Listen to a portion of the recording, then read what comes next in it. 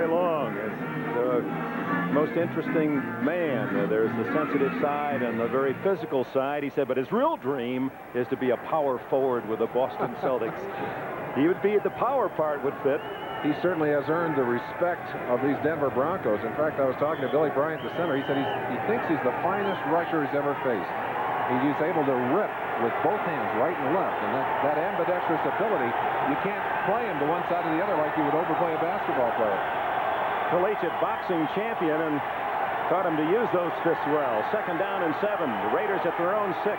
Opening the second quarter, trailing 7-0. Wilson from his own end zone. Out to Allen, the all-purpose Marcus Allen.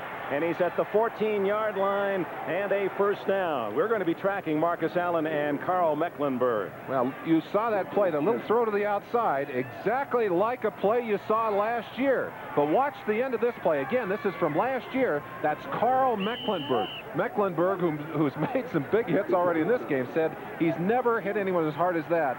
Marcus Allen got back up and carried the ball on the next play to give you an idea of how tough he is.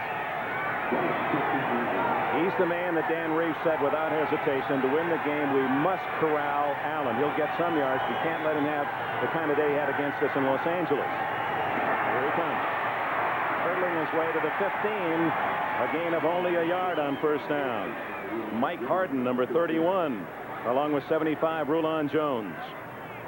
On the sidelines for the Los Angeles Raiders with his 5th shoulder operation, Jim Plunkett. And who can count this man out of any season? And I have the itch, Merlin Olsen, that this man will be activated if the Raiders get into the playoffs. But he's on the sidelines today as a cheerleader, and we have a timeout in Denver. Mike Harden played his college ball at University of Michigan, injuring his shoulder in the tackle of Marcus Allen. That is a position where the Broncos are injury thin. Defensive back Steve Wilson replaces him. 2nd down and 9 for Marc Wilson. The bomb on its way for Dokie Williams. Incomplete. It appeared to hit the helmet of Steve Foley, number 43. One of the things you will see that is a marked difference between these two quarterbacks.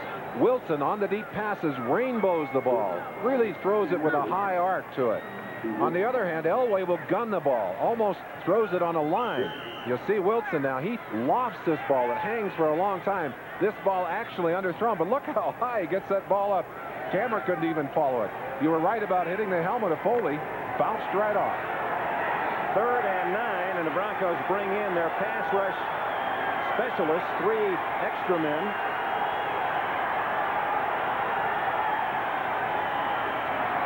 And it's Marcus Allen. And a flag goes down as Allen is out of bounds at the 24. That would be very close to a first down, but we may have an illegal block against the Raiders. I think it was Jesse Hester who did some holding on that play. But, Dick, they were able to get Karl Mecklenburg inside. He's rushing from an outside position on the left-hand side of your screen. Now watch him. He'll go inside of Bruce Davis, and Bruce, number 79, just pinned him inside. Number 8, Jones coming from the outside. They were able to, Marcus just slipped inside of the 2 of them, and there was the hold. You saw the flag coming right there. Number 45, Wilson, being held by Jesse Hester, number 84. That may have cost a first down for the Raiders because Allen appeared to have the 24-yard line. That would have been good enough. Instead, it'll be 3rd down and 13. While the Broncos have been perfect on 3rd down, 5 for 5 in this game. The Raiders thus far are 0 for 2.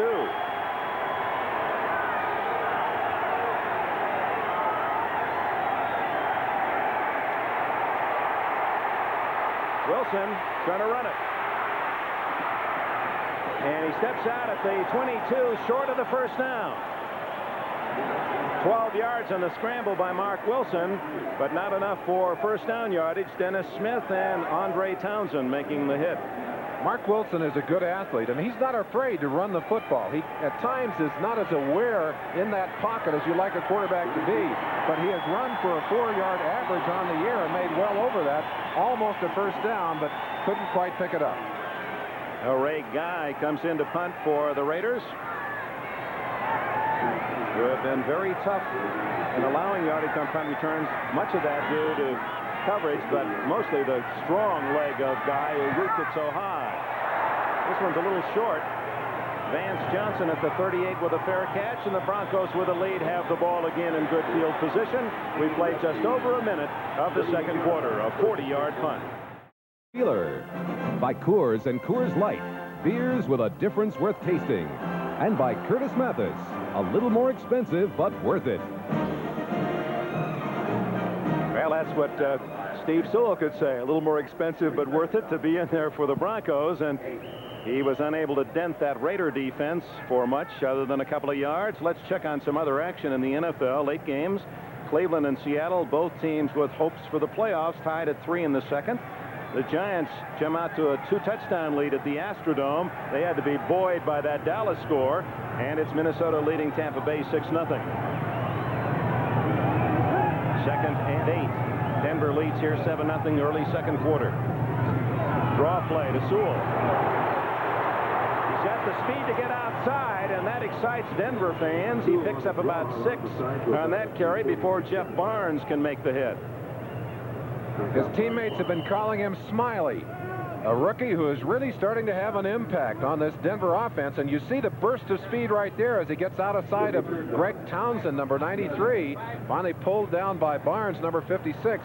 It'll be third and just a little over a yard here for Elway and the Bronco offense. This is where Elway has been perfect in the game.